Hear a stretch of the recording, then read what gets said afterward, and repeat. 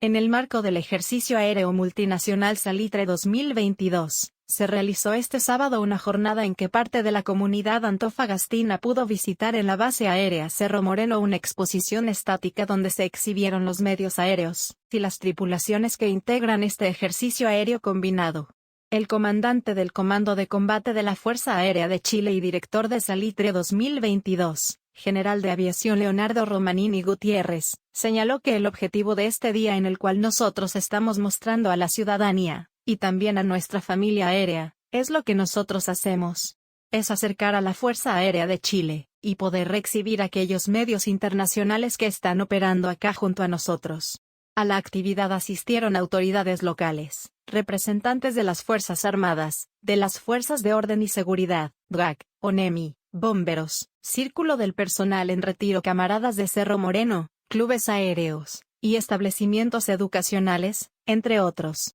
Por su parte, el comandante en jefe de la V Indicador Ordinal Femenino Brigada Aérea, General de Brigada Aérea, A. Pedro Nedo Pavés, dijo que estamos muy impresionados por la recepción y la respuesta de la ciudadanía de Antofagasta, y de todos los amantes de la aviación. Hemos tenido una gran cantidad de niños y de jóvenes que están muy encantados con lo que están viendo, no solamente con la muestra estática sino que también con los stand, y con los souvenirs inherentes a la aviación. Estamos muy contentos, creo que ha sido una fiesta con mucho éxito. En la muestra estática, realizada en la losa de operaciones de la base aérea Cerro Moreno, se dispuso de aeronaves F-16 MLU, A-36 Toki, Cirrus SR-22T, MH-60M Black Hawk y Bell 412 IP de Chile, TA-63 Pampa 13 A4 Arfik Tingauk de Argentina, y por parte de Brasil, un F-5M y un avión de transporte diagonal tanquero KC-390 Millennium.